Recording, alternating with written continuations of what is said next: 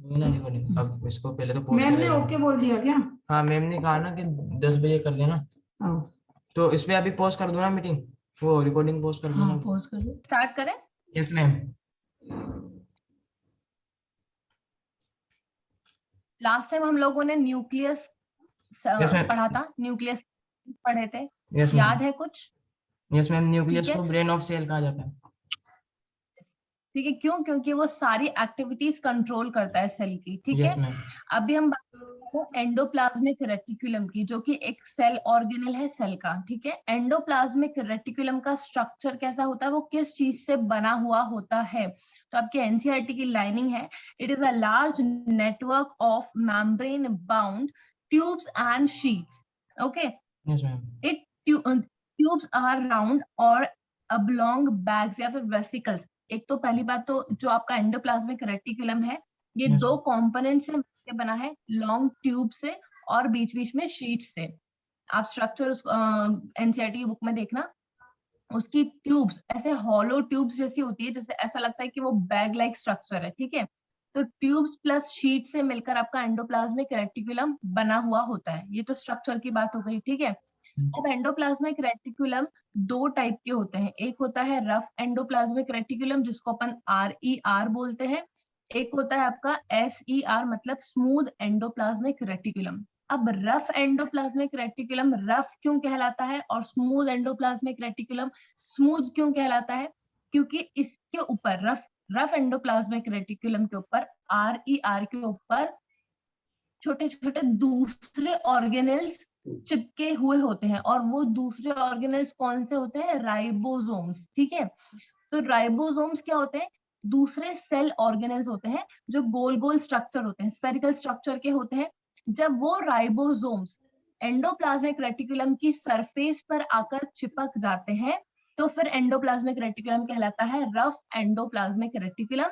और जिस सरफेस पे जिन जिन एंडोप्लाज्मिक रेटिकुलम की सरफेस पे राइबोसोम्स आकर नहीं चिपकते, वो एंडोप्लाज्मिक रेटिकुलम्स कहलाते हैं स्मूथ एंडोप्लाज्मिक रेटिकुलम। इतनी बात समझ में आई? Yes ma'am. ठीक है, इसके बाद में these protein after manufacturing set to the different। अच्छा, पहली बात तो एंडोप्लाज्मिक रेटिकुलम, अगर हम लोग बात करें कि endoplasmic reticulum tubes and sheet का बना हुआ होता है। दो टाइप का होता है, कि रफ एंडोप्लाज्मिक रेटिकुलम है और स्मूथ एंडोप्लाज्मिक रेटिकुलम है। अब जो ये रफ एंडोप्लाज्मिक रेटिकुलम है, उसपे दूसरे स्ट्रक्चर्स, दूसरे सेल ऑर्गेनल्स जैसे कि राइबोसोम्स जो उसकी सरफेस पे चिपके हुए होते हैं, जिसकी वजह से वो रफ कहलाता है। वो राइबोसोम्स का काम क्या है, वो राइबोसोम्स क्या करते हैं एक्चुअली? राइबोसोम्स का फंक्शन एक बहुत मेन फंक्शन है। राइबोसोम्स का काम यह है कि जितना भी प्रोटीन मैन्युफैक्चर होता है हमारी बॉडी में, ठीक है, हमारा प्रोटीन जो बनाता है वो हमारा बनाता है राइबोसोम्स। तो ribosomes are the factory of protein manufacturing. ठीक है, जितना भी प्रोटीन बनता है वो कहाँ बनता है? राइबोसोम। राइबोसोम्स। जैसे कि न्यूक्लियस ब्रेन ऑफ सेल था, न्यूक्लियस कमांड करेगा, न्यूक्लियस सेल डिवीजन को प्रमोट करेगा। जब सेल डिवीजन होना है या कोई भी एक्टिविटी होनी है, तो न्यूक्लियस उस एक्टिविटी को कमांड करेगा। तो उसी तरह जो दूसरे सेल ऑर्गेनल्स है वो अपना अपना काम करेंगे। ठीक है, तो राइबोसोम का फंक्शन क्या हुआ? प्रोटीन को मैन्युफैक्चर करना, प्रोटीन बनाना। क्लियर? Yes ma'am. ठीक है, अब प्रोटीन बना दिया सपोज एंडोप्लाज्मिक रेटिकुलम, और यहाँ पर छोटे छोटे छोटे छोटे क्या है, मान लो कि ये राइबोसोम्स है। ठीक है, ये एंडोप्लाज्मिक रेटिकुलम की सरफेस है, यहाँ पर राइबोसोम्स है, इन्होंने प्रोटीन बना दिया, प्रोटीन बना दिया। अब ये प्रोटीन को कौन ले लेगा? एंडोप्लाज्मिक रेटिकुलम ले लेंगे और फिर दूसरे पार्ट्स में ट्रांसफर कर देंगे। तो एंडोप्लाज्मिक रेटिकुलम का काम क्या हुआ? प्रोटीन्स जो बनाकर राइबोसोम ने उसे दिए, उसे ट्रांसपोर्ट करना। ठीक है, बात क्लियर हुई? तो next line, the proteins after manufacturing sent to the different parts of the cell depending on the need using the endoplasmic reticulum। after ये जब ये बन जाएंगे, प्रोटीन जब बन जाएगा, राइबोसोम प्रोटीन जब बना देगा, तो वो किसको दे देगा? एंडोप्लाज्मिक रेटिकुलम को। और एंडोप्लाज्मिक रेटिकुलम फिर ट्रांसपोर्ट कर देगा। मतलब एंडोप्लाज्मिक रेटिकुलम का काम क्या हुआ? ट्रांसपोर्ट करना। जो ट्रांसपोर्ट। प्रोटीन बनाकर राइबोसोम से दिया, उसे ट्रांसपोर्ट करना जहां पर भी सेल के अंदर जहां पर भी नीड है प्रोटीन की, जैसे कि हमारी सेल मेम्ब्रेन बनी होती है किसकी, फैट्स की एंड प्रोटीन की, ठीक है। तो जब सेल मेम्ब्रेन में जरूरत होती है प्रोटीन की, सेल मेम्ब्रेन को बनाने की जरूरत होती है, तो यहीं से प्रोटीन सेल मेम्ब्रेन के पास जाता है, ठीक है। तो राइबोसोम ने क्या किया, प्रोटीन बनाए। राइबोसोम का फंक्शन क्या हो गया, प्रोटीन को मैन्युफैक्चर करना। इसीलिए राइबोसोम को, जिस तरीके से हम न्यूक्लियस को बोलते हैं ब्रेन ऑफ सेल, उसी तरीके से राइबोसोम्स को बोलते हैं फैक्ट्री ऑफ प्रोटीन्स, ठीक है। क्यों, क्योंकि वो प्रोटीन्स बना रहा है, प्रोटीन ठीक है। बना। अब प्रोटीन और एंडोप्लाज्मिक रेटिकुलम के बारे में ज्यादा कुछ नहीं। एंडोप्लाज्मिक रेटिकुलम क्या करता है, एंडोप्लाज्मिक रेटिकुलम पहली बात तो ट्यूब्स एंड शीट का नेटवर्क होता है, बना हुआ होता है, ठीक है। ट्यूब्स एंड शीट के नेटवर्क से एंडोप्लाज्मिक रेटिकुलम बना होता है, प्लस जो आपका राइबोसोम ने प्रोटीन बनाकर एंडोप्लाज्मिक रेटिकुलम को दिए हैं, उसको वो ट्रांसपोर्ट करता है वहां पर जहां पर भी रिक्वायरमेंट होती है प्रोटीन की। Is that clear? क्लियर, ठीक है। अब मुझे एक चीज बताओ, हम लोगों ने बात कर ली कि प्रोटीन बनाकर दिए और एंडोप्लाज्मिक रेटिकुलम ने प्रोटीन का ट्रांसपोर्ट किया। तो जो प्रोटीन बनाकर दिए और ट्रांसपोर्ट हुआ, ये किस में होगा, RER में या फिर SER में? रफ एंडोप्लाज्मिक रेटिकुलम का बताया मैंने अभी या फिर स्मूथ एंडोप्लाज्मिक रेटिकुलम का बताया? रफ एंड निकला। रफ एंडोप्लाज्मिक रेटिकुलम का। क्यों? क्योंकि रफ एंडोप्लाज्मिक रेटिकुलम के ऊपर ही तो उसकी सरफेस पर ही तो राइबोसोम्स चिपके हुए हैं। स्मूथ एंडोप्लाज्मिक रेटिकुलम के पास तो राइबोसोम्स है ही नहीं, तो वहां पर तो प्रोटीन आएगा ही नहीं, वहां पर कुछ और होगा, वो हम बाद में वो हम आगे देखेंगे। रफ एंडोप्लाज्मिक रेटिकुलम की सरफेस पे राइबोसोम्स होने की वजह से प्रोटीन बनता है, और रफ एंडोप्लाज्मिक रेटिकुलम ट्रांसपोर्ट करते हैं प्रोटीन को द प्लेस ऑफ रिक्वायरमेंट, ठीक है। ये बात तो हुई रफ एंडोप्लाज्मिक रेटिकुलम की। अब स्मूथ एंडोप्लाज्मिक रेटिकुलम के पास तो राइबोसोम है ही नहीं, तो वहां तो प्रोटीन का कोई काम ही नहीं है। तो स्मूथ एंडोप्लाज्मिक रेटिकुलम आपका बनाता है दूसरी चीजें, लिपिड्स। लिपिड्स क्या होता है बेटा, पता है? लिपिड्स जो मैम, फैट्स। फैट्स का दूसरा नाम है लिपिड, ठीक है। जैसे कि हमारी जो सेल मेम्ब्रेन होती है, हम कहते हैं कि सेल मेम्ब्रेन का स्ट्रक्चर है बायलिपिड लेयर, और उसके बीच बीच में प्रोटीन्स एम्बेडेड होते हैं। सेल मेम्ब्रेन का स्ट्रक्चर कैसा होता है कि एक लेयर आपके ऊपर लिपिड की मतलब फैट की होती है, दूसरी आपकी नीचे वाली लेयर भी फैट की होती है, बीच बीच में कहीं कहीं पर प्रोटीन्स एम्बेडेड होते हैं। तो इस तरीके से आपकी सेल मेम्ब्रेन होती है, ठीक है। तो ये अब सेल मेम्ब्रेन में बताने के लिए प्रोटीन भी कहाँ से जा रहा था, राइबोसोम से जा रहा था, रफ एंडोप्लाज्मिक रेटिकुलम के थ्रू। अब पर फैट की भी तो जरूरत है, सेल मेम्ब्रेन में फैट भी तो है, लिपिड है ना वहां पर। तो लिपिड कहाँ, कौन ट्रांसपोर्ट करेगा, लिपिड कौन मैन्युफैक्चर करेगा, SER, स्मूथ एंडोप्लाज्मिक रेटिकुलम क्या करेगा, स्पीड वो लिपिड लिपिड्स ट्रांसफर बनाएगा और करेगा, ठीक है। क्लियर हुआ? Yes ma'am. आगे बढ़े, यस मैम। चलो। इसमें आगे एक बात है, some of these proteins and lipids helps in the building of cell membrane. कुछ प्रोटीन्स और कुछ लिपिड्स दूसरे सेल फंक्शंस में भी काम आते हैं। ऑफ कोर्स सी बात है, जहां पर भी रिक्वायरमेंट होगी वहां पर ही प्रोटीन पहुंचा दिया जाएगा, लिपिड्स पहुंचा दिए जाएंगे। इनमें से कुछ प्रोटीन्स, जबकि सेल मेम्ब्रेन का फॉर्मेशन होता है, ऑफ कोर्स सी बात है कि वहां पर भी लिपिड की जरूरत होती है और वहां पर भी प्रोटीन की जरूरत होती है। तो कुछ प्रोटीन्स और लिपिड्स सेल मेम्ब्रेन की फॉर्मेशन के लिए ट्रांसपोर्ट कर दिए जाते हैं, ठीक है। इस प्रोसेस को, अच्छा एक प्रोसेस है जिसको बोलते हैं, आप बताओ क्या बोलते हैं, जो बायलिपिड लेयर है हमारी, जो सेल मेम्ब्रेन है, उसकी फॉर्मेशन जब होती है, जब सेल मेम्ब्रेन बनती है, तो उस प्रोसेस का नाम क्या होता है, हम क्या बोलते हैं उसे, कोई idea? No ma'am. Membrane biogenesis, ठीक है, मैम क्या? मेम्ब्रेन बायोजेनेसिस बोलते हैं। मेम्ब्रेन बायोजेनेसिस, मेम्ब्रेन बन रही है, ठीक है। बायोजेनेसिस जहां पर भी वर्ड यूज होता है, जेनेसिस का मतलब होता है बनना, ठीक है। तो membrane biogenesis is the name for the process of making cell membrane, ठीक है। क्लियर हुआ? Yes ma'am. नोट्स में कर दूंगी, ठीक है। Yes ma'am. फिर इसके आगे ER, endoplasmic reticulum, is the channel for the transport of materials between various regions of the cytoplasm or between the cytoplasm and the nucleus. ये बात तो हमें पता ही है, हम लोगों ने पढ़ लिया कि एंडोप्लाज्मिक रेटिकुलम का काम क्या होता है, मटेरियल्स को ट्रांसपोर्ट करना। हाँ। एंडोप्लाज्मिक रेटिकुलम मतलब दोनों, यहाँ पर जब मैं नहीं बोल रही हूँ और स्मूथ नहीं बोल रही हूँ, एंडोप्लाज्मिक रेटिकुलम बोल रही हूँ, तो मतलब दोनों की बात कर रही हूँ, ठीक है। तो एंडोप्लाज्मिक रेटिकुलम ऐसे चैनल्स हैं जो कि काम आते हैं मटेरियल्स को ट्रांसफर करने के, एक सेल से दूसरे सेल में, या फिर एक न्यूक्लियस के पास होता है एंडोप्लाज्मिक रेटिकुलम, तो न्यूक्लियस से अगर कोई चीज आ रही है तो वो भी सेल के अंदर साइटोप्लाज्म के अंदर ट्रांसपोर्ट कर देंगे, या फिर साइटोप्लाज्म से न्यूक्लियस में ट्रांसपोर्ट। बेसिकली इसका काम क्या होता है, मटेरियल्स को ट्रांसपोर्ट करने का। क्लियर? Yes, ma'am. चलो, in some organisms like animals and vertebrates, liver cells SER detoxify many poisons and drugs. अच्छा, जो आपका स्मूथ एंडोप्लाज्मिक रेटिकुलम है वो कुछ ऑर्गेनिजम्स में, ठीक है, जैसे कि कुछ एनिमल्स हो गए, कुछ एनिमल्स के अंदर जो लिवर सेल्स होते हैं, हमारे पास लिवर होता है, तो एनिमल्स के पास भी लिवर होता है, तो कुछ एनिमल्स के लिवर्स में, सपोज कोई एनिमल है, ठीक है, उसका लिवर है, लिवर ऑफ कोर्स सेल से, टिश्यू से बना हुआ है, तो उसके लिवर के सेल में जब एंडोप्लाज्मिक रेटिकुलम होगा तो वहां पर वो डिटॉक्सिफाई करने का काम भी करता है। तो समटाइम्स एसईआर पहली बात तो क्या करता है, उसका मेन फंक्शन क्या है, लिपिड्स का फॉर्मेशन करना, ऑफ कोर्स, ठीक है। आरईआर का फंक्शन क्या है, प्रोटीन्स का ट्रांसपोर्ट करना। एसईआर का फंक्शन क्या है, लिपिड्स का फॉर्मेशन एंड ट्रांसपोर्टेशन, ठीक है, लिपिड्स मतलब फैट। अब बात आती है एक सेकेंडरी फंक्शन की। प्राइमरी फंक्शन तो ये था एसईआर का कि लिपिड का फॉर्मेशन करना प्लस ट्रांसपोर्ट करना। एसईआर का दूसरा फंक्शन ये है कि कभी कभी ये डिटॉक्सिफाई करता है, ठीक है, कुछ पॉइजन्स को, कुछ केमिकल्स को बॉडी से बाहर निकालकर फेंकने में भी मदद करता है। कौन? Smooth endoplasmic reticulum. Is it clear? Smooth endoplasmic reticulum खत्म होता है यहाँ पर, ठीक है, पक्का? Yes ma'am.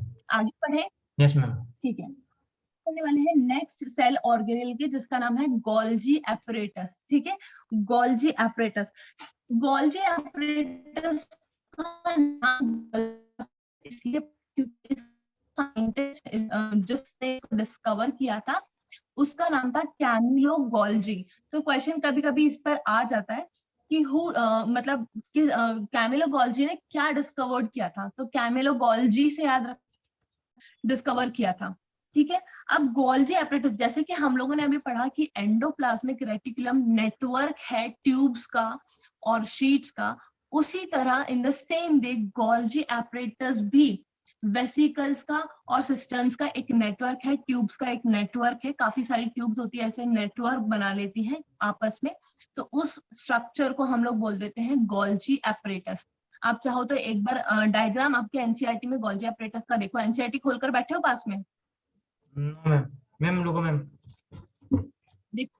हाँ, गोल्जी एपरेटस का और एंडोप्लाज्मिक रेटिकुलम दोनों का स्ट्रक्चर देखो बेटा पहले एक बार।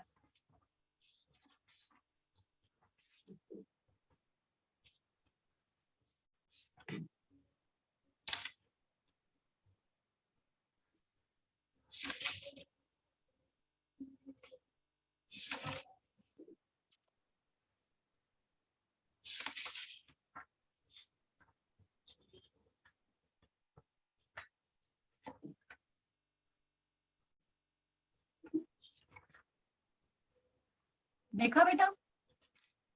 नो मैम नहीं दिखा इसमें। Yes ma'am. देखा? अब देखो गोल्जी एपरेटस के, जिससे कि हम लोग ये देखते हैं, देखते जाओ और सुनते जाओ, है ना। जो एंडोप्लाज्मिक रेटिकुलम है वो क्या है, ट्यूब का स्ट्रक्चर और शीट का स्ट्रक्चर, एक नेटवर्क बना हुआ है एंडोप्लाज्मिक रेटिकुलम, और कहाँ है, न्यूक्लियस के पास में, है ना, न्यूक्लियस के पास है, यस मैम, है ना। तो न्यूक्लियस में से ट्रांसपोर्ट कर सकता है मटेरियल, प्लस साइटोप्लाज्म से न्यूक्लियस में भी ट्रांसपोर्ट कर सकता है, इसीलिए वो न्यूक्लियस के पास है, ठीक है। और साइटोप्लाज्म में एक और स्ट्रक्चर है जिसका नाम है गोल्जी एपरेटस। गोल्जी एपरेटस किसका बना हुआ होता है, उसकी फ्लैटेंड ट्यूब्स, फ्लैट ट्यूब्स होती है, फ्लैट ट्यूब्स एक आपस में एक दूसरे के साथ में पैरेलल अरेंज्ड होती है, पैरेलली अरेंज्ड होती है फ्लैट ट्यूब्स। आप ट्यूब्स होती है, ट्यूब्स को ऐसे चपटा कर दो और बहुत सारी ट्यूब्स को एक साथ अरेंज कर दो, ठीक है। उस स्ट्रक्चर को क्या बोलते हैं, गोल्जी एपरेटस। और जो फ्लैट ट्यूब्स हैं, ये जो फ्लैट ट्यूब्स को आपने एक साथ अरेंज किया है, इन ट्यूब्स का एक स्पेशल नेम होता है, उनको बोलते हैं सिस्टर्न्स। ठीक है, तो ये फ्लैट ट्यूब का स्ट्रक्चर है जो कि पैरेलली अरेंज्ड है, इसको बोलते हैं गोल्जी एपरेटस। और इस फ्लैट ट्यूब्स का नाम क्या है, सिस्टर्न्स नाम है। स्ट्रक्चर क्लियर हुआ क्या? तो आगे यस बढ़िए। मैम। ठीक यस है, मैम। आपको बेसिकली डिफरेंस क्या याद रखना है, अब इधर देखो, इधर छोड़ो बुक को, देखो अब इधर सामने देखो। Yes ma'am. डिफरेंस क्या याद रखना है कि एंडोप्लाज्मिक रेटिकुलम के पास में गोल ट्यूब्स होती है, ठीक है, स्फेरिकल ट्यूब्स होती है, प्लस शीट्स होती है।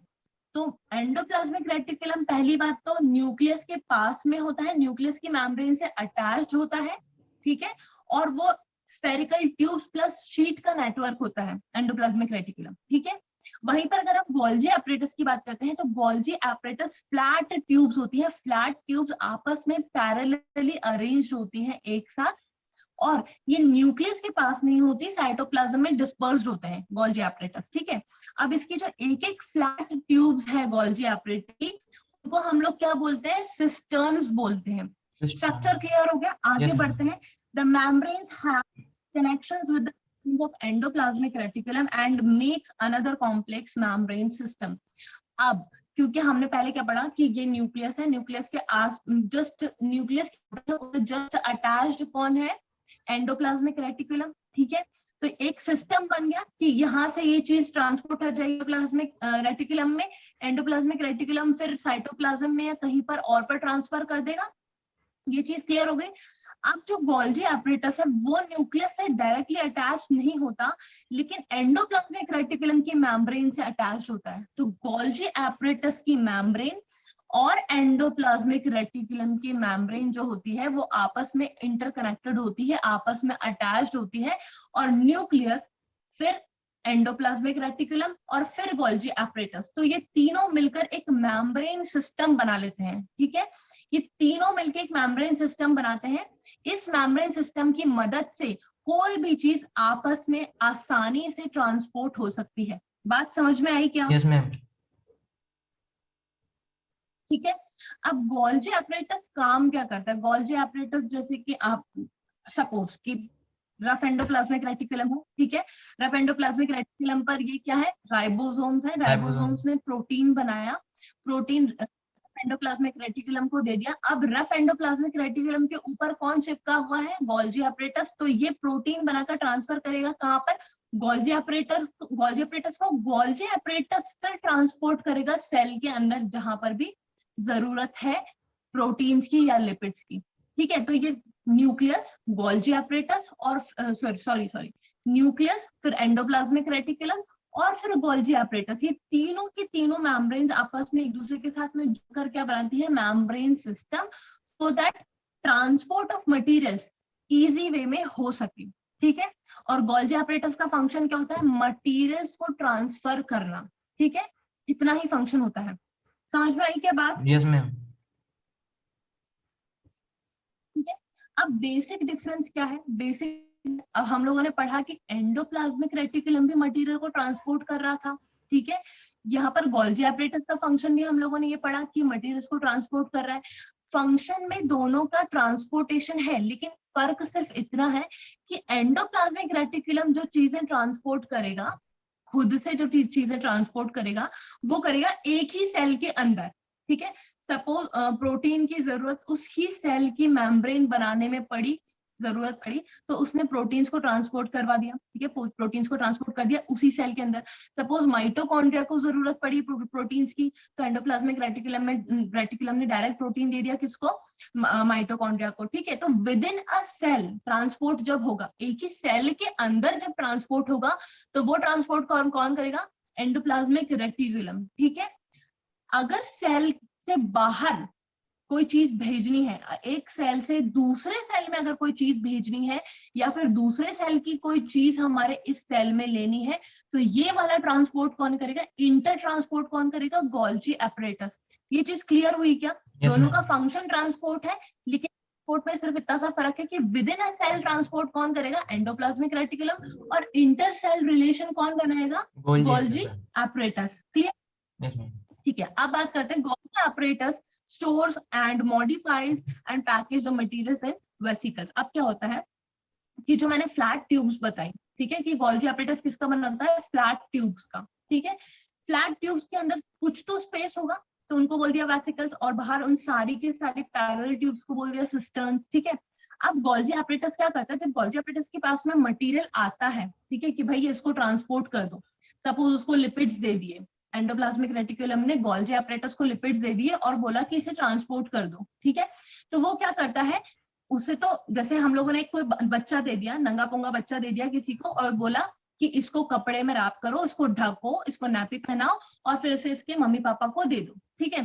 तो यही काम इनके बीच में होता है। एंडोप्लाज्मिक रेटिकुलम कोई चीज इसको देता है गोल्जी apparatus को, गोल्जी apparatus उन मटेरियल्स को पैकेजिंग करता है, उन्हें मॉडिफाई करता है, अच्छे से तैयार करता है और फिर अपने वेसिकल्स में उन्हें स्टोर कर लेता है, कुछ टाइम तक स्टोर करता है, ठीक है। फिर जब जरूरत पड़ती है सेल के बाहर या सेल में, दोनों तरीके के ट्रांसपोर्ट करता है। अगर दूसरे सेल में जरूरत पड़ी है उन मटेरियल्स की जो उसके पास स्टोर्ड है, जिसको उन्होंने अच्छे से तैयार किया है गोल्जी apparatus में, जो बात समझ में आ रही है, एंडोप्लाज्मिक रेटिकुलम जो भी मटेरियल गोल्जी apparatus को दिया, वो गोल्जी apparatus थोड़ी देर तक वो मटेरियल अपने पास रखता है और उस मटेरियल को मॉडिफाई करता है, पैकेजिंग करता है, उसके अच्छे से उसको तैयार करता है और स्टोर कर लेता है, ठीक है। स्टोर कर लेता है मतलब एक तरीके से स्टोर हाउस का काम कर रहा है, स्टोर कर लेता है, जब जरूरत होती है तब वो ट्रांसपोर्ट कर देता है। क्लियर, बात क्लियर हुई? Yes ma'am. ठीक है। गोल्जी apparatus को make complex sugar from simple sugar. ऐसा भी होता है कि गोल्जी apparatus इसके साथ साथ में, ट्रांसपोर्ट के साथ साथ में, जो शुगर्स हैं, कॉम्प्लेक्स शुगर्स को बनाता है सिंपल शुगर से। जैसे कि ग्लूकोज की कोई छोटी यूनिट है, ग्लूकोज को आपस में जोड़ के बहुत बड़ी यूनिट बना देता है ग्लूकोज की। तो छोटी शुगर से बड़ी शुगर बनाने का काम भी गोल्जी apparatus करता है, ठीक है। अब इसका एक और है, बहुत अच्छा और बहुत मेन फंक्शन है। क्वेश्चन आया हुआ है कि हु मेक्स और who manufactures the lysozymes in a cell. अब लाइसोजाइम्स क्या होते हैं, जैसे कि हम लोगों ने राइबोसोम्स पढ़ा, ठीक है। राइबोसोम्स वो स्फेरिकल पार्टिकल्स या ऑर्गेनल्स जो कि एंडोप्लाज्मिक रेटिकुलम की सरफेस पे अटैच होते हैं, ठीक है, तो उन्हें हम लोग राइबोसोम्स बोलते हैं। ऐसे ही हमारे पास दूसरे स्ट्रक्चर्स हैं, ऐसे हमारे पास दूसरे स्ट्रक्चर्स लाइसोसोम्स बोलते हैं, दूसरे सेल ऑर्गेनल्स हैं जिन्हें हम लाइसोसोम्स बोलते हैं, ठीक है। वो लाइसोसोम्स भी हमारे सेल के अंदर होते हैं और क्या है, सेल ऑर्गेनल है। लाइसोसोम्स को कौन बनाता है, गोल्जी apparatus। ये इसका सबसे मेन फंक्शन है। दो इसके मेन फंक्शन है। फर्स्ट इसका मेन फंक्शन है मटेरियल्स को ट्रांसपोर्ट करना, ठीक है, and the second main function is to manufacture some other cell organelles called lysosomes। Clear हुआ क्या गोल्जी apparatus क्या क्या काम करता है, बात पता चल गई? Yes ma'am. गोल्जी apparatus खत्म हो गया बेटा। आगे बात करते हैं लाइसोसोम्स की, जो हमने अभी अभी पढ़ा कि गोल्जी apparatus एक अदर सेल ऑर्गेनल को फॉर्म करता है जिसका नाम होता है लाइसोसोम्स। अब ये लाइसोसोम्स क्या चीज है, लाइसोसोम्स के बारे में पढ़ लेते हैं। तो लाइसोसोम्स तो फर्स्ट ऑफ ऑल ये भी सेल ऑर्गेनल्स है, सेल के अंदर होते हैं, ठीक है। बेटा इस चैप्टर को फटाफट से खत्म कर देते हैं पढ़ के, होने ही वाला है, दो तीन टॉपिक है, ठीक है, तो ये चैप्टर खत्म हो जाएगा। लाइसोसोम्स को पढ़ लेते हैं। लाइसोसोम्स कहते हैं मेम्ब्रेन बाउंड सैक्स होते हैं फिल्ड विद डाइजेस्टिव एंजाइम्स। इनको जैसे कि राइबोसोम्स थे, स्फेरिकल स्ट्रक्चर्स थे, लेकिन वो कहाँ पर अटैच थे, on the surface of endoplasmic reticulum, ठीक है। इसी तरीके से ये भी स्फेरिकल स्ट्रक्चर्स होते हैं और अंदर से खोखले होते हैं। इनके अंदर जैसे बॉल जैसे स्ट्रक्चर होते हैं, ठीक है, और साइटोप्लाज्म में डिस्पर्स्ड होते हैं। अब अंदर से जो ये स्ट्रक्चर्स हैं, लाइसोसोम्स जो हैं, इनके अंदर कुछ एंजाइम्स भरे हुए होते हैं, कुछ फ्लूइड भरा होता है, और उन फ्लूइड्स के अंदर क्या होते हैं, डाइजेस्टिव एंजाइम्स होते हैं। डाइजेस्टिव एंजाइम्स क्या होते हैं, वो एंजाइम्स जो मटेरियल्स को डाइजेस्ट करते हैं, खा लेते हैं, खत्म कर देते हैं, ठीक है, पचा देते हैं। डाइजेस्टिव एंजाइम्स हमारे डाइजेस्टिव सिस्टम में भी तो है, वो क्या करते हैं, खाने को पचाने में काम करते हैं। उसी तरीके से सेल का जो वेस्ट मटेरियल है, सेल में जब इतनी सारी चीजें हो रही है, एनर्जी बन रही है, प्रोटीन बन रहा है, लिपिड बन रहा है ना, बहुत सारी चीजें, इतनी सारी मेटाबॉलिक चीजें हो रही हैं, मेटाबॉलिक एक्टिविटीज चल रही हैं सेल के अंदर, तो ऑब्वियस सी बात है कि कुछ वेस्ट प्रोडक्ट्स भी बनते हैं सेल के अंदर, जैसे कि carbon dioxide is a waste product of cell, है ना। तो हम लोग कार्बन डाइऑक्साइड एक्सेल आउट करते हैं ना हमारी बॉडी के बाहर, है ना। तो ये जो वेस्ट मेटाबॉलिक एक्टिविटीज जो सेल के अंदर हो रही होती है, और हमारी बॉडी में इन मेटाबॉलिक एक्टिविटीज में जो भी वेस्ट मटेरियल बनता है, जो भी वेस्ट प्रोडक्ट बनता है, पचाने का काम कौन करते हैं? लाइसोसोम्स करते हैं। क्यों लाइसोसोम्स करते हैं? क्योंकि लाइसोसोम्स के अंदर ही डाइजेस्टिव एंजाइम्स पाए जाते हैं, ठीक है। लाइसोसोम्स स्फेरिकल स्ट्रक्चर्स होते हैं, उनके अंदर फ्लूइड होता है, और उस फ्लूइड में कुछ डाइजेस्टिव एंजाइम्स प्रेजेंट होते हैं, जो कि सेल का वेस्ट मटेरियल पचाने के काम आते हैं, clear. Now these enzymes made by RER, अच्छा ये एक बहुत इंपॉर्टेंट चीज है। लाइसोसोम जो कि सेल ऑर्गेनेल है, लाइसोसोम को बनाया किसने? गोल्जी apparatus ने, ठीक है। अब इसके अंदर जो डाइजेस्टिव एंजाइम्स हैं, इसके अंदर जो डाइजेस्टिव एंजाइम वो किसने बनाए हैं? वो बनाए हैं रफ एंडोप्लाज्मिक रेटिकुलम ने। तो ये चीज बहुत इंपॉर्टेंट है और याद रखने की है, एग्जाम में आ सकती है, ठीक है। तो लाइसोसोम को किसने बनाया? गोल्जी apparatus ने। लेकिन लाइसोसोम के अंदर जो एंजाइम्स प्रेजेंट हैं, जो डाइजेस्टिव एंजाइम्स प्रेजेंट हैं, वो उसे बनाकर किसने दिए? रफ एंडोप्लाज्मिक रेटिकुलम ने। Is it clear? Yes ma'am. इसे waste disposal system of a cell भी कहा जाता है। वेस्ट डिस्पोजल सिस्टम क्यों कहा जाता है? ऑब्वियस सी बात है, क्योंकि ये खाना बचाने के काम आता है, तो इसे waste disposal system of cell भी कहा जाता है, ठीक है। किसको? लाइसोसोम्स को, ठीक है। It digest angles the food material, ध्यान से सुना, एनसीईआरटी की लाइन है। इट डाइजेस्ट और एंगल्स, एंगल्स का मतलब वही निगल लेना, ठीक है। एंगल्स का मतलब निगल लेना। इट डाइजेस्ट और the food materials or foreign materials as well as old or non-functioning cell organelles due to the presence of digestive enzymes। अब इसका इतना अच्छा फंक्शन है, सपोज कि कोई सेल बहुत पुराना हो गया है, जैसे कभी कोई फैक्ट्री बहुत पुरानी हो जाती है, कोई मशीन बहुत पुरानी हो जाती है, तो उसका काम करने की एफिशिएंसी घट जाती है, ठीक है। वो उतना अच्छे से काम नहीं कर पाती, ऑब्वियसली बात है, तो वो पुरानी हो जाती है, तो उसकी एफिशिएंसी घट जाती है। तो इसी तरीके से सेल में भी होता है कि सेल जब बहुत काम कर रहा है, तो कुछ टाइम बाद सेल पुराना होने लग जाता है, डेड होने लग जाता है। तो डेड किसकी वजह से होता है? इस लाइसोसोम की वजह से। लाइसोसोम के अंदर जो डाइजेस्टिव एंजाइम्स प्रेजेंट है बेटा, ये क्या करते हैं? कुछ फूड मटेरियल, जो फूड के वेस्ट मटेरियल बने हैं, उनको डाइजेस्ट कर लेता है, ठीक है। कोई फॉरेन पार्टिकल आया, कोई बैक्टीरिया आया, उनको डाइजेस्ट कर लिया, ठीक है। उसके साथ साथ में अगर कोई सेल ऑर्गेनेल, सपोज कोई माइटोकॉन्ड्रिया ने अपना काम करना बंद कर दिया उस सेल के अंदर, सपोज उसकी लिपिड्स ने कोई काम, सॉरी उसकी जो राइबोसोम है उसने कोई काम करना बंद कर दिया, जैसे प्रोटीन बनाना बंद कर दिया, तो मतलब कहीं ना कहीं डिसफंक्शनिंग आ गई, सेल ऑर्गेनेल खराब गए, तो वो उन सेल ऑर्गेनेल्स को भी खा जाता है।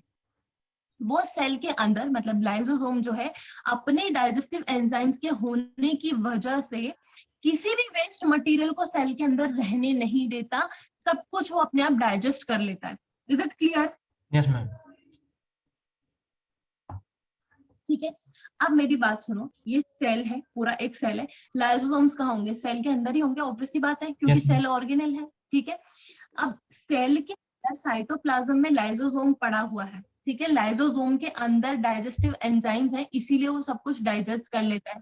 सपोज ये सेल खुद ही पुराना हो गया, ये खुद ही पूरा का पूरा सेल जिसके अंदर लाइसोसोम खुद रह रहा है, पूरा का पूरा घर जिसके अंदर खुद लाइसोसोम रह रहा है, अगर वो घर ही खराब हो गया तो क्या होगा? वो घर जब खराब हो जाता है तो ये होता है कि लाइसोसोम है वो अपने आप को फोड़ देता है, बर्स्ट आउट हो जाता है, ठीक है। तो सेल के अंदर जो लाइसोसोम है वो अपने आप को बर्स्ट आउट कर लेता है, फूट जाता है। तो फूट जाएगा तो उसके अंदर से जो डाइजेस्टिव एंजाइम है वो पूरे पूरे निकल जाएंगे ना साइटोप्लाज्म में। हाँ मैम। तो ये जब वो खुद बर्स्ट आउट हो जाएगा तो उसके अंदर से जो डाइजेस्टिव एंजाइम्स है वो निकल के सारा का सारा सेल का जितना भी मटेरियल है वो सारा का सारा खा जाएगा। मतलब वो पूरा का पूरा सेल ही गायब हो जाएगा, पूरा का पूरा सेल ही डाइजेस्ट हो जाएगा, ठीक है। कौन करेगा ये पूरा का पूरा सेल डाइजेस्ट? लाइसोसोम के लाइसोसोम। एंजाइम्स कब करेंगे? जब सेल पूरा का पूरा खराब हो जाएगा तो बर्स्ट आउट हो जाएंगे, और उसके बर्स्ट आउट होने की वजह से डाइजेस्टिव एंजाइम्स बाहर निकल के पूरे सेल को खा जाएंगे, डाइजेस्ट कर जाएंगे। इतना ही था लाइसोसोम के बारे में। लाइसोसोम बहुत इंपॉर्टेंट है, ठीक है। सारा का सारा वेस्ट मटेरियल, पूरा का पूरा वेस्ट मटेरियल कौन डाइजेस्ट करता है? लाइसोसोम्स डाइजेस्ट करते हैं। क्लियर? Yes ma'am. आगे बढ़े। Yes ma'am. माइटोकॉन्ड्रिया, ठीक है। आगे बताती है माइटोकॉन्ड्रिया की। माइटोकॉन्ड्रिया, अच्छा एक चीज और, जैसे कि हम लोग न्यूक्लियस की बात की थी, न्यूक्लियस ने कहा था ब्रेन ऑफ द सेल, ठीक है। फिर हम लोगों ने बात की किसकी? गोल्गी एपरेटस की, एंडोप्लाज्मिक रेटिकुलम की। उसके बाद में हम लोगों ने बात की लाइसोसोम्स की ना। तो लाइसोसोम्स को, क्योंकि पूरे पूरे के सेल को डाइजेस्ट कर लेता है, पूरा का पूरा सेल है ना, जिस घर में रह रहा है उसी घर को खा गया, ठीक है। तो इसे क्या बोलते हैं? Suicidal bag. अब उस घर को खाने के लिए वो अपने आप को मारता भी तो है, मर जाता है ना, वो बर्स्ट आउट हो जाता है, तो मतलब उसकी मौत हो गई। तो इसीलिए क्या बोलते हैं इसको? लाइसोसोम का दूसरा नाम क्या है? सुसाइडल बैग्स भी कहते हैं। वो अपने आप की सुसाइड कर लेता है, सुसाइड करने के बाद उसकी डाइजेस्टिव एंजाइम्स पूरे के पूरे सेल को डाइजेस्ट कर लेते हैं, इसीलिए लाइसोसोम्स को सुसाइडल बैग्स भी कहा जाता है, ठीक है। अब माइटोकॉन्ड्रिया की बात करते हैं। माइटोकॉन्ड्रिया का एक कॉमन नेम है। माइटोकॉन्ड्रिया को क्या कहते हैं? जैसे हम लोगों ने लाइसोसोम को क्या कहा? सुसाइडल बैग्स कहा। न्यूक्लियस को ब्रेन ऑफ सेल, हम लोगों ने क्या कहा? ब्रेन ऑफ द सेल का। ऐसे ही माइटोकॉन्ड्रिया को क्या कहते हैं? माइटोकॉन्ड्रिया को क्या कहा जाता है? बोलो। माइटोकॉन्ड्रिया को, अच्छा, माइटोकॉन्ड्रिया क्या करता क्या? माइटोकॉन्ड्रिया करता क्या है? क्या फंक्शन है माइटोकॉन्ड्रिया का? कभी सुना है? What is the function of mitochondria? No ma'am, सुना। ठीक है। माइटोकॉन्ड्रिया को power house of the cell भी कहा जाता है। Power house of the cell इसलिए कहा जाता है क्योंकि जितनी भी एनर्जी हमें मिल रही है, हम लोग जो भी फंक्शन कर रहे हैं, हम लोग खा रहे हैं, सो रहे हैं, बैठ रहे हैं, उठ रहे हैं, चल रहे हैं, जितना भी फंक्शन हम लोग कर रहे हैं, हमें एनर्जी लगती है। हर चीज में, हर काम में एनर्जी हमें लगती है, ठीक। अब ये एनर्जी हम लोग फूड खाते हैं। अब ये सारे के सारे जो सेल ऑर्गेनल्स हैं, ये अपना काम, इनको न्यूट्रिएंट्स मिल रहे हैं तभी कर रहे हैं। हम लोग फूड खाते हैं एनर्जी लेने के लिए। अब हम लोगों ने फूड खा लिया एनर्जी लेने के लिए, तो एनर्जी आएगी कहाँ से? हम लोगों ने फूड खाया, फूड के अंदर जो न्यूट्रिएंट्स थे बेटा, वो सारे के सारे न्यूट्रिएंट्स गए सेल के अंदर, इन सारे सेल ऑर्गेनल्स के पास। जिसको जो जरूरत थी उसने वो यूज किया, और अपना अपना काम करके एज अ रिजल्ट उन्होंने लिपिड्स बना दिए, प्रोटीन्स बना दिए, है ना, कुछ कुछ चीजें बना दी, सेल को डाइजेस्ट कर लिया, वेस्ट मटेरियल को डाइजेस्ट कर लिया, ये सारे काम हो रहे थे। इन द सेम वे हम लोग जो फूड खाते हैं, कुछ न्यूट्रिएंट्स जब सेल में जाते हैं, तो माइटोकॉन्ड्रिया उन न्यूट्रिएंट्स को यूज करके क्या बनाता है? एनर्जी बनाता है, एनर्जी प्रोड्यूस करता है। तो जितने भी हम लोग काम करते हैं और हमें एनर्जी जब लगती है कामों में, वो एनर्जी हमें बना के कौन देता है? माइटोकॉन्ड्रिया। माइटोकॉन्ड्रिया बनाता है, ठीक है। अब माइटोकॉन्ड्रिया, जैसे हर एक चीज की एक करेंसी होती है, हमारे पास पैसे की करेंसी है, ठीक है। हम लोगों के पास इंडिया में क्या चलता है? रुपीस चलता है। इसी तरीके से एनर्जी में एक करेंसी है, ठीक है। एनर्जी की भी करेंसी, जो माइटोकॉन्ड्रिया एनर्जी प्रोड्यूस करके हमें दे रहा है, जो माइटोकॉन्ड्रिया एनर्जी बना रहा है, वो बनाता है एटीपी की फॉर्म में। एनर्जी करेंसी होती है, और एनर्जी करेंसी क्या होती है? एटीपी होती है। एडिनोसाइन ट्राइफॉस्फेट इसका पूरा नाम है। एडिनोसाइन ट्राइफॉस्फेट इसका शॉर्ट फॉर्म है एटीपी। एटीपी की फॉर्म में ये एनर्जी बनाकर प्रोवाइड करता है माइटोकॉन्ड्रिया। इसका सबसे मेन फंक्शन ही यही है कि एटीपी की फॉर्म में एनर्जी को बनाकर हमें प्रोवाइड करता है। Is it clear? Yes ma'am. ठीक है। अब माइटोकॉन्ड्रिया के पास में एक माइटोकॉन्ड्रिया और एक न्यूक्लियस, ठीक है। न्यूक्लियस भी डबल मेम्ब्रेन बाउंड था, हम लोगों ने पढ़ा था कि न्यूक्लियस के पास में दो मेम्ब्रेन है, ठीक है। उसी तरीके से माइटोकॉन्ड्रिया के पास में भी अपनी खुद की दो मेम्ब्रेन्स होती है। माइटोकॉन्ड्रिया एक ऐसा सेल ऑर्गेनल है न्यूक्लियस के बाद में, जिसके खुद के पास में डबल मेम्ब्रेन्स होती है, ठीक है। तो सबसे पहली बात तो इसके स्ट्रक्चर की बात अगर कर रहे थे, तो माइटोकॉन्ड्रिया डबल मेम्ब्रेन बाउंड होता है, दो मेम्ब्रेन होती है माइटोकॉन्ड्रिया के पास में। आउटर मेम्ब्रेन जो होती है, इसकी जो आउटर मेम्ब्रेन है माइटोकॉन्ड्रिया की, उसमें छोटे छोटे पोर्स होते हैं, ठीक है। छोटे छोटे पोर्स होते हैं आउटर मेम्ब्रेन में, ऐसे इलोंगेटेड टाइप का होता है माइटोकॉन्ड्रिया, ठीक है। इलोंगेटेड टाइप का माइटोकॉन्ड्रिया होता है। इसके पास दो मेम्ब्रेन्स होती है। जो बाहर वाली मेम्ब्रेन है उसमें छोटे छोटे पोर्स प्रेजेंट होते हैं, ये बात क्लियर है? Yes, ma'am. उसके बाद जो अंदर वाली मेम्ब्रेन है, इनर वाली मेम्ब्रेन है माइटोकॉन्ड्रिया की, वो अंदर की फोल्ड बना लेती है।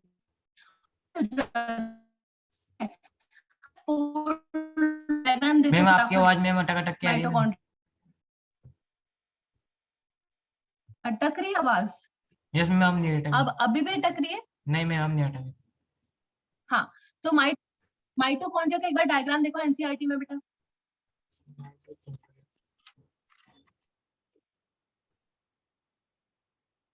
Yes ma'am. ठीक है, देखा माइटोकॉन्ड्रिया का हाँ मैम। डायग्राम? ठीक है, अब माइटोकॉन्ड्रिया, मैंने बोला माइटोकॉन्ड्रिया डबल मेम्ब्रेन बाउंड होता है, तो आउटर मेम्ब्रेन में उसमें कुछ पोर्स होते हैं, ठीक है, और जो इनर मेम्ब्रेन, उसकी जो अंदर वाली मेम्ब्रेन है, वो अंदर की तरफ फोल्ड हो जाती है, ठीक है, अंदर की तरफ फोल्ड होती है। Membrane is folded deeply to provide large surface area to maximise the production of ATP. ये क्वेश्चन आ सकता है कि जो इसकी अंदर वाली मेम्ब्रेन है बेटा, माइटोकॉन्ड्रिया की जो अंदर वाली मेम्ब्रेन है, वो अंदर की तरफ फोल्ड क्यों हुई है, क्या जरूरत है उसको फोल्ड होने की? तो वो इसलिए फोल्ड हुई है कि उसका सरफेस एरिया बढ़ जाए और ज्यादा से ज्यादा एटीपी प्रोडक्शन हो, ठीक है। एटीपी प्रोडक्शन मतलब एनर्जी बनना। माइटोकॉन्ड्रिया क्या कर रहा है? एनर्जी बना रहा है एटीपी की Yes, फॉर्म में। तो माइटोकॉन्ड्रिया के अंदर एटीपी बन रही, तो एटीपी का प्रोडक्शन ज्यादा हो, ज्यादा एनर्जी प्रोड्यूस हो, इसके लिए उसे सरफेस एरिया ज्यादा चाहिए। इस सरफेस एरिया को बढ़ाने के लिए मेम्ब्रेन जो होती है अंदर वाली माइटोकॉन्ड्रिया की, वो फोल्ड होती है, so that surface area increase हो पाए और एटीपी का प्रोडक्शन ज्यादा हो पाए, ठीक है। yes, ma'am. The energy required by cell for various activities is released by mitochondria in the form of ATP, which is adenosine triphosphate. ये बात तो हमें पता है, मैंने कहा जितनी भी जगह एनर्जी की जरूरत होती है, चाहे अदर सेल ऑर्गेनल्स जो होते हैं, जैसे कि हमारा राइबोसोम्स हो गया, एंडोप्लाज्मिक रेटिकुलम हो गया, लाइसोसोम हो गया, है ना, न्यूक्लियस हो गया, इन सबको भी तो एनर्जी की जरूरत है, ये अपना Yes, काम ma'am. करें तो इन्हें भी तो एनर्जी की जरूरत है। तो जहां पर भी बॉडी में जहां पर भी एनर्जी की जरूरत होती है, वहां पर एनर्जी को पहुंचाता कौन है? माइटोकॉन्ड्रिया। क्योंकि सिर्फ और सिर्फ एक सेल ऑर्गेनल है जहां पर एनर्जी का प्रोडक्शन हो रहा है, तो एनर्जी का प्रोडक्शन हो रहा है, और जहां पर भी जरूरत होती है एनर्जी की, जिस भी सेल ऑर्गेनल में जरूरत होती है एनर्जी की, तो वो एनर्जी कौन प्रोवाइड करवाता है उनको? माइटोकॉन्ड्रिया प्रोवाइड करवाता है, ठीक है। अब ATP is the currency, energy currency of cell. ये ट्रू फॉल्स में आ सकता है, that ATP is the energy currency. जैसे कि हम लोग जो पैसे यूज करते हैं, हमारी इंडिया की जो करेंसी है, हम लोग जो जिस भी चीज की हम लोग खरीदते हैं कोई चीज, तो हम लोग बोलते क्या है? रुपए, पैसे, है ना। Yes, ma'am. तो रुपए पैसे हम लोग बोल रहे हैं, वो क्या है? करेंसी है ना, Yes, ma'am. करेंसी है, ठीक है। उसी तरह से हमारी एनर्जी की जो हम लोग बात कर रहे हैं सेल में, एनर्जी की करेंसी कौन है? एटीपी। ATP. एनर्जी का दूसरा नाम है एक ATP. ATP is the currency, energy currency of cell, Sir. ठीक है। Mitochondria have their own DNA, ये भी बहुत इंपॉर्टेंट है। Mitochondria have their own DNA and ribosomes, therefore they produce their own proteins. अब हम लोगों ने क्या पढ़ा था कि जो राइबोसोम्स होते हैं वो कहाँ होते हैं? एंडोप्लाज्मिक रेटिकुलम की सरफेस पे प्रेजेंट होते हैं, Yes, ma'am. प्रोटीन बनाते हैं। अब माइटोकॉन्ड्रिया के पास में, जैसे कि न्यूक्लियस के पास में डीएनए था अपना, क्रोमोसोम्स थे, डीएनए था, ठीक है। उसी तरह से अपना ये जो माइटोकॉन्ड्रिया है, माइटोकॉन्ड्रिया के पास अपना खुद का एक डीएनए होता है उसके अंदर ही, ठीक है, और अपने खुद के राइबोसोम्स होते हैं अंदर। माइटोकॉन्ड्रिया के पास में अपना खुद का डीएनए है, खुद के राइबोसोम्स हैं, तो उसको जो प्रोटीन की जरूरत पड़ती है, ठीक है, माइटोकॉन्ड्रिया को जो प्रोटीन की जरूरत पड़ती है, तो वो प्रोटीन एंडोप्लाज्मिक रेटिकुलम से नहीं लेता, वो राइबोसोम से नहीं लेता, वो अपना खुद का प्रोटीन सिंथेसिस करता है, खुद का प्रोटीन प्रोडक्शन करता है, फॉर्मेशन करता है, ठीक है। Yes, ये ma'am. सारी चीजें थी माइटोकॉन्ड्रिया के बारे में। आगे बढ़े, क्या करें? Yes, यहाँ ma'am. तक कोई प्रॉब्लम नहीं है? Yes, ma'am. इसके बाद में आता है plastids is another type of cell organelle. अब प्लास्टिड्स वाले जो सेल ऑर्गेनल है बेटा, ये मिलते हैं आपके सिर्फ और सिर्फ प्लांट सेल्स में, एनिमल सेल्स में नहीं मिलते। प्लास्टिड्स सिर्फ प्लांट सेल्स में मिलते हैं, एनिमल सेल्स में नहीं मिलते। ये एक चीज याद रखने की है। माइटोकॉन्ड्रिया दोनों में मिलेगा, लाइसोसोम दोनों में मिलेगा, न्यूक्लियस दोनों में मिलेगा, एंडोप्लाज्मिक रेटिकुलम दोनों में मिलेगा, गोल्गी एपरेटस दोनों में मिलेगा, सारे सब में मिलेंगे। सारे सेल्स में, लेकिन जो प्लास्टिड जो सेल ऑर्गेनल है वो आपका सिर्फ और सिर्फ प्लांट सेल में मिलेगा, एनिमल सेल में नहीं मिलेगा। ठीक है, आगे बढ़ते हैं। प्रेजेंट ओनली इन प्लांट्स, ये बात तो हो गई। उसके बाद में प्लास्टिड्स दो टाइप के होते हैं, एक होता है हमारे पास क्रोमोप्लास्ट, एक होता है हमारे पास ल्यूकोप्लास्ट। ठीक है, प्लास्टिड्स प्लांट सेल में मिलते हैं, फर्स्ट पॉइंट ये। सेकेंड पॉइंट, ये दो टाइप के होते हैं, एक टाइप होता है क्रोमोप्लास्ट, दूसरा टाइप होता है ल्यूकोप्लास्ट। अब ये क्रोमोप्लास्ट और ल्यूकोप्लास्ट क्या है? क्रोमोप्लास्ट कलर्ड पिगमेंट्स है, पिगमेंट मतलब जैसे हमारी बॉडी पे जो कलर आया है, ठीक है, या फिर प्लांट की बॉडी पे जो कलर आया, प्लांट की बॉडी किस कलर की होती है? ग्रीन कलर की होती है। ठीक है, तो जो कलर उसकी बॉडी पे आया है वो किसी सब्सटेंस की वजह से आता है, अंदर जो सब्सटेंस है उनकी वजह से आता है, तो उन्हें बोलते हैं पिगमेंट्स। ठीक है, तो प्लांट्स के पास ग्रीन पिगमेंट ज्यादा होता है, इसकी वजह से प्लांट्स जो है वो ग्रीन कलर के दिखते हैं। ठीक है, हमारे पास जैसे अगर हम ह्यूमंस की बात करते हैं तो हमारे पास एक पिगमेंट का नाम है हमारे पास मेलानिन पिगमेंट। जिस किसी इंसान में मेलानिन पिगमेंट की क्वांटिटी ज्यादा होती है, हमारे पास एक ही पिगमेंट होता है मेलानिन पिगमेंट, और मेलानिन पिगमेंट ह्यूमंस की बात कर रही हूँ बेटा, है ना, प्लास्टिड्स के अंदर नहीं होता, वो हमारे दूसरी चीज के अंदर होता है। मेलानिन पिगमेंट जो होता है, मेलानिन पिगमेंट अगर किसी ह्यूमन के अंदर मेलानिन पिगमेंट ज्यादा हो तो इंसान का कलर डार्क होता है। ठीक है, वो डार्क कलर का दिखता है। और अगर मेलानिन पिगमेंट कम हो, मेलानिन पिगमेंट की मात्रा कम हो, उसकी क्वांटिटी कम हो, तो इंसान का कलर थोड़ा व्हाइट की तरफ दिखता है, थोड़ा लाइट दिखता है। ठीक है, in the same way plants के पास कुछ पिगमेंट्स होते हैं, कलर्ड पिगमेंट्स होते हैं, और उन कलर्ड पिगमेंट्स को कलेक्टिवली क्या बोला जाता है? क्रोमोप्लास्ट। क्रोमोप्लास्ट बोला जाता है। क्रोमोप्लास्ट कलर्ड पिगमेंट्स हैं जो कि प्लांट्स के अंदर मिलते हैं। ल्यूकोप्लास्ट क्या है? कलरलेस पिगमेंट है, उनमें कोई कलर नहीं होता। ठीक है, ल्यूकोप्लास्ट में कोई कलर नहीं होता है, या फिर वो व्हाइट कलर के होते हैं। ठीक है, और क्रोमोप्लास्ट क्या होता है? कलर्ड पिगमेंट्स होते हैं। बेसिकली दोनों क्या है? पिगमेंट्स ही हैं। एक ग्रुप किसका है? कलर्ड पिगमेंट्स का, और दूसरा ग्रुप किसका है? व्हाइट पिगमेंट्स का या फिर कलरलेस पिगमेंट्स का। इतनी बात क्लियर हुई? Yes ma'am. ठीक है, आगे बढ़ते हैं। अब प्लांट्स के अंदर स्पेशली ग्रीन कलर्ड के पिगमेंट्स, जैसे हम लोगों ने बात की ना, क्रोमोप्लास्ट एक ग्रुप है कलर्ड पिगमेंट्स का। ठीक है, क्रोमोप्लास्ट में दो तीन तरीके के पिगमेंट्स होते हैं, तो ग्रीन पिगमेंट होता है, रेड पिगमेंट होता है, ब्राउन पिगमेंट होता है, ऑरेंज पिगमेंट, इस तरीके से जो पिगमेंट होते हैं डिफरेंट डिफरेंट पिगमेंट्स होते हैं। मैक्सिममली प्लांट्स के अंदर ग्रीन पिगमेंट ज्यादा होता है। ठीक है, ग्रीन पिगमेंट होता है, उस ग्रीन पिगमेंट का एक स्पेशल नेम है जिसको बोलते हैं क्लोरोप्लास्ट, सॉरी हाँ, क्लोरोप्लास्ट। तो ये बात अपन ने बहुत पहले शुरू से छोटे क्लासेस में भी पढ़ी है कि क्लोरोप्लास्ट नाम की एक चीज होती है प्लांट्स में, यस मैम। होती है ना क्लोरोप्लास्ट, है ना। तो वो क्लोरोप्लास्ट क्या है? वो प्लास्टिड से ही आए हैं, प्लास्टिड से ही क्लोरोप्लास्ट आए हैं। अब प्लांट्स के अंदर क्लोरोप्लास्ट होते हैं, और क्लोरोप्लास्ट होते क्या है? ग्रीन कलर के पिगमेंट्स होते हैं जो कि प्लांट को ग्रीन कलर प्रोवाइड कर रहे हैं। ठीक है, इनके अंदर क्लोरोफिल होता है, क्लोरोप्लास्ट के अंदर क्लोरोफिल होता है जो कि सनलाइट को ट्रैप करने के काम आते हैं during the process of photosynthesis. Photosynthesis होता है प्लांट्स के अंदर, यस मैम। तो प्लांट्स के अंदर फोटोसिंथेसिस सनलाइट जरूरी होती है। अब वो सनलाइट कैसे अब्सॉर्ब करेंगे प्लांट्स? क्लोरोफिल की मदद से। ये क्लोरोफिल कहाँ पाया जाता है? क्लोरोप्लास्ट के अंदर। इतनी बात क्लियर हुई? आगे बढ़े। मैम 2 मिनट रुकना यू मैम, 2 मिनट।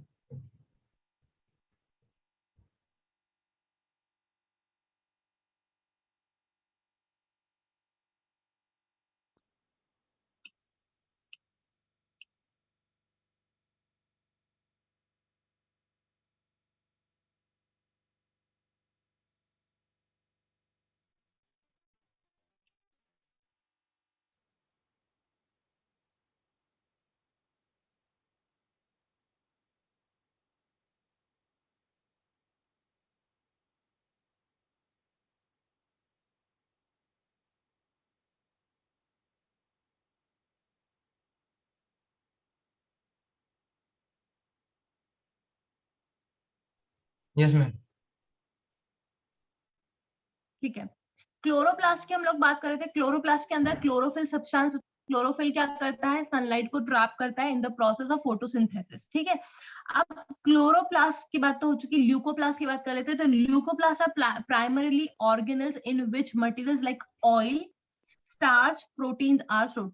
जो ल्यूकोप्लास्ट होते हैं, जो कलरलेस पिगमेंट्स होते हैं, ठीक है, जो कलरलेस पिगमेंट्स होते हैं, जो व्हाइट पिगमेंट्स होते हैं, उनका काम कलर देने का तो होता नहीं है क्योंकि उनके पास कोई कलर नहीं है।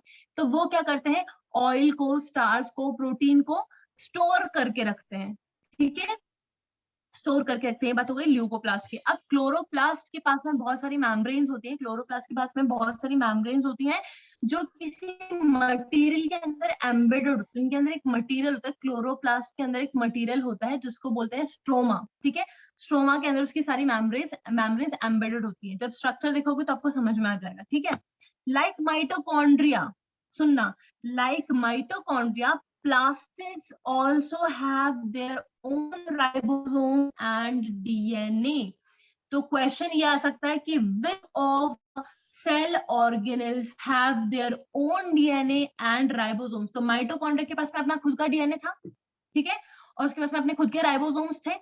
इसी तरह से प्लास्टिड्स जो होते हैं, जो कि सिर्फ प्लांट सेल्स में होते हैं, क्लोरोप्लास्ट वगैरह, इनके पास खुद के पास भी अपना खुद का डीएनए होता है और खुद के राइबोसोम्स होते हैं, सो दैट ये अपना प्रोटीन बना सके, ठीक है। ये बात हो गई क्लियर, प्लास्टिड के बारे में खत्म हो गया, ठीक है। अब बात करते हैं नेक्स्ट सेल ऑर्गेनेल की, जिसका नाम है वैक्यूल्स, ठीक है। अब ये वैक्यूल्स दोनों में पाए जाते हैं, प्लांट सेल्स में भी मिलते हैं, एनिमल सेल्स में भी मिलते हैं, लेकिन हमारा जो एनिमल सेल है उसमें वैक्यूल्स थोड़े छोटे होते हैं, ठीक है, थोड़े छोटे साइज के होते हैं वैक्यूल्स। कुछ नहीं, एक बैग लाइक स्ट्रक्चर होता है, ठीक है, एक सैक लाइक स्ट्रक्चर होता है, अंदर उसके सेल सेप भरा होता है, उसके अंदर कुछ लिक्विड भरा होता है, ठीक है। वैक्यूल्स कुछ नहीं है, एक सैक लाइक स्ट्रक्चर है। अगर हम एनिमल सेल की बात करें, ह्यूमन सेल की और एनिमल सेल की, तो हमारे अंदर वो वैक्यूल्स छोटे साइज के होते हैं और काफी सारे होते हैं, एक से ज्यादा होते हैं, ठीक है। वही अगर हम प्लांट्स की बात करें, प्लांट्स के अंदर वैक्यूल सिर्फ और सिर्फ एक ही होता है और वो बहुत बड़ा होता है, ठीक है, बहुत बड़ा वैक्यूल होता है किसके अंदर, प्लांट सेल के अंदर, और एक ही वैक्यूल होता है प्लांट सेल के अंदर। एनिमल सेल के अंदर एक से ज्यादा होते हैं और छोटे होते हैं, ठीक है। पहली बात तो ये लार्ज स्टोरेज सैक्स फॉर सॉलिड और लिक्विड कंटेंट, जितना भी हम लोगों के पास में सॉलिड कंटेंट है, लिक्विड कंटेंट है सेल का, जो भी काम नहीं आ रहा है या फिर बाद में काम आएगा, उस सबको स्टोर करके रखता है वैक्यूल अपने अंदर, ठीक है। जितना भी लिक्विड मटेरियल है, जितना भी सॉलिड मटेरियल है, उसको स्टोर करने का काम कौन करता है, वैक्यूल करता है, ठीक है। Vacuoles are small sized in animals, ये बात हो चुकी है। Vacuoles are small sized in animals while plants have large sized vacuoles, ये बात हो चुकी है कि एनिमल्स में जो वैक्यूल का साइज होता है वो थोड़ा छोटा होता है, प्लांट सेल में काफी बड़े वैक्यूल होता है, लार्ज वैक्यूल होता है, नंबर में एक होता है। प्लांट सेल में वैक्यूल सिर्फ एक ही होता है, एनिमल सेल्स में एक से ज्यादा होता है, ठीक है। The central vacuole in some plant cells may occupy 50 to 90% of the cell volume। कभी कभी प्लांट सेल में वैक्यूल इतना बड़ा होता है कि पूरे सेल का 50% या 90% पूरा का पूरा एरिया कौन कवर कर लेता है, वैक्यूल कवर कर लेता है। क्लियर, इतना ज्यादा वैक्यूल बड़ा होता है प्लांट सेल में कि पूरा के पूरे सेल का 50% मतलब आधा सेल कवर कर लेता है वैक्यूल, या फिर पूरा का पूरा सेल भी कवर कर लेता है, इतना बड़ा वैक्यूल होता है, ठीक है। बात हो गई, चलो आगे बात करते हैं। Cell acquires its structure and has ability to function because, अच्छा ये प्लास्टिड की बात तो खत्म हो गई, सॉरी प्लास्टिड नहीं, हम लोग वैक्यूल्स की बात कर रहे हैं। वैक्यूल्स के बारे में इतना ही था। वैक्यूल क्या करता है, मटेरियल्स को स्टोर करने का काम करता है, स्टोर करके रखता है, ठीक है। हम लोगों ने बात कर ली, एक बहुत प्लांट सेल में एक ही होता है, बहुत बड़ा होता है, एनिमल सेल में बहुत सारे होते हैं और छोटे छोटे होते हैं, इतनी ही बात थी वैक्यूल्स के बारे में और ज्यादा नहीं थी, ठीक है। अब ये चैप्टर का लास्ट टॉपिक बचा है सेल डिविजन, ठीक है। तो cell acquires its structure and has ability to function because of the organization of its membrane and organelles in the specific organization। Cell अपना फंक्शन इसलिए कर पाता है क्योंकि उसकी मेम्ब्रेन और उसके सेल ऑर्गेनल्स आपस में इंटरकनेक्टेड होते हैं, आपस में सबके सब जुड़े हुए हैं ना, आपस में सबका सब फंक्शंस एक दूसरे के साथ में रिलेट कर रहे हैं, तभी जाके एक पूरा सेल फंक्शन कर पाता है। फिर सेल से सेल जुड़ा हुआ था तो आपस में इंटर सेल रिलेशनशिप भी बनता है, तो टिश्यू बन जाता है ना, टिश्यू फंक्शन करता है तो ऑर्गन फंक्शन करता है। तो ये सारा फंक्शन किसकी वजह से हो रहा है, क्योंकि जो मेम्ब्रेन है और मेम्ब्रेन के सेल के अंदर जो सेल ऑर्गेनल्स हैं वो आपस में इंटरकनेक्टेड है और अपना अपना फंक्शन अच्छे से कर रहे हैं, ठीक है। This helps to perform respiration, nutrition, excretion etcetera. Obvious बात है कि हमारा सेल रेस्पायर भी करता है, मतलब गैसेस को इनटेक करता है, गैसेस को बाहर भी फेंकता है, रेस्पायरेशन भी करता है, एक्सक्रीशन मतलब कुछ चीजें बाहर भी फेंकता है जो उसके यूज की नहीं है, वेस्ट मटेरियल को बाहर भी फेंकता है, तो एक्सक्रीशन भी करता है। तो हमारा सेल ये सारी चीजें करता है। अब लास्ट टॉपिक आता है सेल डिविजन, ये इसका लास्ट टॉपिक है, चैप्टर खत्म हो जाएगा। New cells are formed in organisms in order to grow, replace old cells, dead or injured cells, and to form gamete cells for reproduction. Cell division का मतलब क्या है? सेल का डिवाइड होना। पहली बात तो ये कि सेल डिवीजन का मतलब क्या है? सेल का डिवाइड होना। अब क्या जरूरत आ गई कि सेल को डिवाइड होना पड़ रहा है? क्यों हम लोग सेल डिवीजन पढ़ते हैं और क्यों सेल डिवाइड होता है? तो सेल डिवाइड इसलिए होता है ताकि हमारे जो पुराने सेल्स हैं उन्हें वो रिप्लेस कर सके, नए सेल्स वहां पर बन सके। एक सेल है वो आपस में, वो बीच में से टूट गया, तो एक से दो सेल बन गए, नया सेल बन गया, ठीक है। तो जो पुराना वाला सेल है वो उसको खत्म कर देगा, मार देगा, लाइसोसोम खत्म कर देगा। पुराने वाले सेल को हमने पढ़ा था, जैसे सेल पुराना होता है तो लाइसोसोम बर्स्ट आउट होकर सेल को खुद खा जाता है, यस मैम। है ना। तो पुराने जो सेल्स डैमेज हो गए हैं, पुराने हो गए हैं, मर गए हैं, उनको रिप्लेस करने के लिए सेल डिवीजन होता है, सो दैट नए सेल्स बन सके। और जैसे जैसे नए सेल्स बनते हैं, नए सेल्स बनने की वजह से हमारी बॉडी की ग्रोथ होती है। हम लोग जब छोटे से थे, छोटे से इतने बड़े हो गए, तो वो हुआ कैसे? वो हुआ ऐसे कि सेल हम लोग डिवीजन। बचपन से आज तक सेल डिवीजन होता गया, सेल डिवीजन होता रहता है हमारे बॉडी में, इसीलिए हमारी बॉडी की ग्रोथ होती रहती है। तो cell division is important in the growth of body and to replace old cells, है ना, या फिर इंजर्ड सेल्स, जो डैमेज सेल्स है उनको रिप्लेस करने के लिए सेल डिवीजन होता है। Yes ma'am. प्लस हमारी ग्रोथ के लिए भी सेल डिवीजन इंपॉर्टेंट है। इतनी बात क्लियर हुई कि सेल डिवीजन क्यों हो रहा है? Yes ma'am. ठीक है, आगे बढ़ते हैं। Process by which new cells are formed is known as cell division. Cell division की डेफिनेशन क्या है?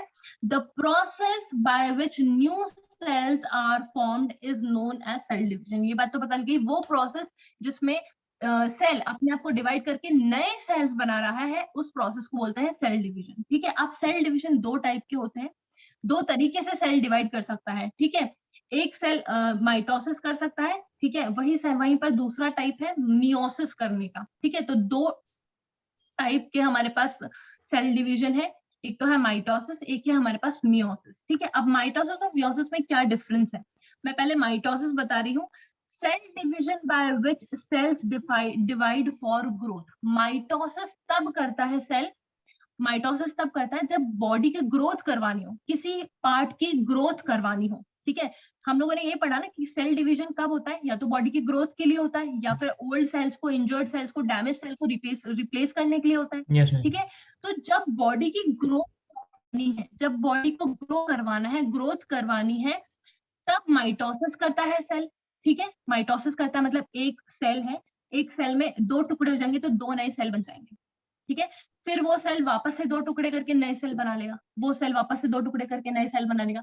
तो इस तरीके से एक सेल से बहुत सारे सेल्स बनते जाते हैं, और ये आपके ग्रोथ में काम आता है। तो माइटोसिस कब होगा? जब ग्रोथ करवानी होगी। ठीक है, वहीं पर meiosis, some specific cells divide to form new cells to give rise to of meiosis होता है।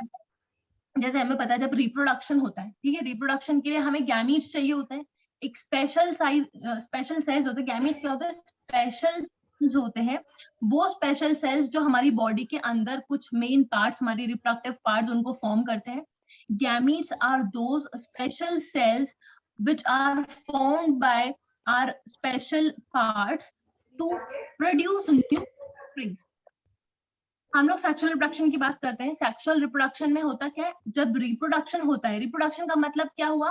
दूसरे ऑर्गेनिजम्स को प्रोड्यूस करना, बच्चे को पैदा करना।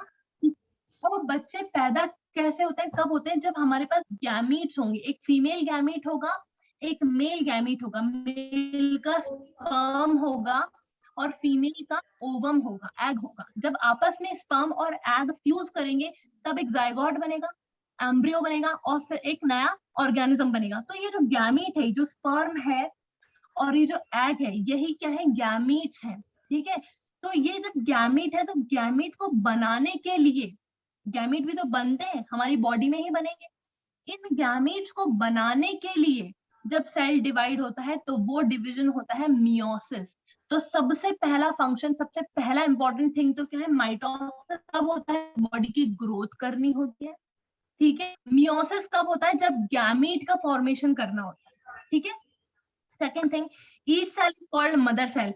माइटोसिस में बात कर रही हूँ, जैसे एक सेल था, ठीक है, एक सेल टूट के दो सेल बन गया, ठीक है, तो दो सेल बन गया तो हर एक सेल को मदर सेल कहेंगे, ठीक है। वहीं पर दूसरा मियोसिस में सेकंड पॉइंट है, in this process a cell divides to form 4 new haploid cells. अब हैप्लॉइड सेल्स का मतलब क्या है, अच्छा मियोसिस का मतलब क्या है, पहली बात तो मियोसिस कब होगा, सेल डिवाइड होगा, उसी तरीके से सेल डिवाइड होने का तरीका वही है, लेकिन मियोसिस में एक सेल डिवाइड होगा तो 4 नए सेल बनाएगा, ठीक है।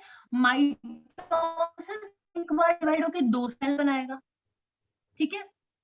अब क्या हो रहा है, मियोसिस क्या करेगा, मियोसिस में ये चीज आता था, मियोसिस में 4 सेल बनेंगे, मियोसिस 1 मियोसिस 2 करके। मियोसिस का जो सेल डिवीजन है, मियोसिस का सेल डिवीजन 2 स्टेप्स में होगा। पहले एक सेल फटाफट से डिवाइड होकर 2 सेल बना लेगा, फिर फटाफट से वो वापस से 2 सेल बना लेगा, तो इन टोटल 4 सेल्स बनते हैं एक सेल, ठीक है।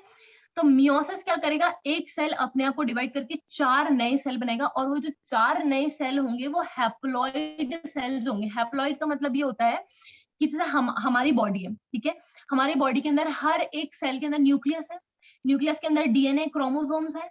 हमारे पास कितने क्रोमोसोम्स होते हैं, 46 क्रोमोसोम्स होते हैं ह्यूमंस के पास में, मतलब 23 pairs of chromosomes we have, ठीक है। तो ये हो गया डिप्लॉइड, ठीक है। सेट होता है क्रोमोसोम का हमारे पास, 23 पेयर्स ऑफ क्रोमोसोम्स का सेट होता है, ठीक है, 46 क्रोमोसोम्स होते हैं हमारे पास। जब गैमीट का फॉर्मेशन होता है, जब हम जब गैमीट बनाते हैं, स्पर्म बनाते हैं या फिर एग बनता है हमारी बॉडी के अंदर, तो वो हैप्लॉइड बनते हैं। हैप्लॉइड का मतलब है कि जब हम लोग गैमीट बनाते हैं, सेल से ही सेल बनता है, ये बात तो क्लियर है ना। मियोसिस होगा, गैमीट कहाँ से बनेगा, सेल टूटकर ही सेल बनेगा। तो जब सेल गैमीट बनता है, जब स्पर्म बनता है, एग बनता है, तो क्या होता है कि ये जो क्रोमोसोम नंबर है ये आधा हो जाता है। मतलब हमारे नॉर्मल सेल्स के पास में तो 23 पेयर्स ऑफ क्रोमोसोम्स होते हैं, 46 क्रोमोसोम्स होते हैं। वहीं पर जो ये सेल्स हैं, उन जो गैमीट्स बन रहे हैं, स्पर्म हो गया, एग हो गया, उनके अंदर सिर्फ और सिर्फ 23 क्रोमोसोम्स पहुंचते हैं, 46 क्रोमोसोम्स नहीं पहुंचते, 23 क्रोमोसोम्स पहुंचते हैं। इसीलिए मियोसिस का एक इंपॉर्टेंट पॉइंट ये है कि हैप्लॉइड सेल्स को जन्म देता है, ये हैप्लॉइड सेल्स बनाता है, ऐसे सेल्स बनाता है जिनमें पूरे के पूरे क्रोमोसोम्स नहीं जाते, आधे क्रोमोसोम्स पहुंचते हैं। It is clear? Yes ma'am. ठीक है। वहीं पर अगर माइटोसिस की बात करते हैं तो माइटोसिस की में भी वही डिवीजन होगा, एक से 2 सेल बन जाएंगे, ठीक है। फिर वो सेल अपना अपना मदर सेल कहलाएगा, अपने आप सेपरेट हो गया, बड़ा हो गया, मैच्योर हो गया, वो मदर सेल है। अब वो फिर से दूसरे सेल्स को जन्म दे सकता है। यहाँ पर एक सेल से 2 सेल बनते हैं, माइटोसिस में एक सेल से 2 सेल बनते हैं, मियोसिस में एक सेल से 4 सेल बनते हैं, ठीक है। अब माइटोसिस में क्रोमोसोम नंबर, जब माइटोसिस से डिवाइड होके जो सेल्स बन रहे हैं उसमें क्रोमोसोम नंबर सेम होगा, जितना क्रोमोसोम नंबर पहले वाले सेल में था, 46 क्रोमोसोम्स अगर इस सेल में थे, तो जो 2 नए सेल्स बन रहे हैं उसमें भी 46 क्रोमोसोम्स ही जाएंगे। ये डिफरेंस था माइटोसिस और मियोसिस में। इज इट क्लियर और नॉट? माइटोसिस मियोसिस थोड़ा सा कंफ्यूजिंग है, लेकिन जब मैं नोट्स दूंगी तो अच्छे से समझ में आ जाएगा। अभी समझ में आया? कोई प्रॉब्लम है यहाँ तक? कुछ यस पूछना मैम, है? नहीं है। कोई प्रॉब्लम नहीं है, ये चैप्टर खत्म हो गया। हम लोग परसों से, कल अगर क्लास होगी तो मैं इन्फॉर्म कर दूंगी, हम लोग टिश्यू वाला चैप्टर स्टार्ट कर देंगे। छोटा सा चैप्टर है, उसको उसको खत्म कर लेंगे 2-3 दिन के अंदर। यस ये वाला मैम। चैप्टर खत्म हो गया बेटा, सेल वाला चैप्टर खत्म हो गया। मैं इसके नोट्स अभी आपको सेंड कर दूंगी, ठीक है। Yes ma'am, okay ma'am. Bye ma'am, thank कोई यू मैम। प्रॉब्लम हो फिर, कुछ पढ़ने के बाद में कोई प्रॉब्लम हो तो मुझसे पूछ लेना, ठीक है, कोई डाउट हो तो, ठीक है। यस मैम, बोल दूंगा। Thank you. Thank you ma'am.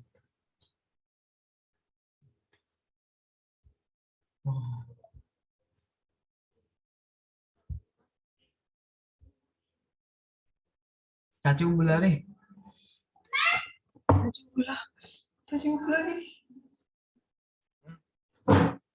चाची रिकॉर्डिंग के लिए बोल रहे हैं।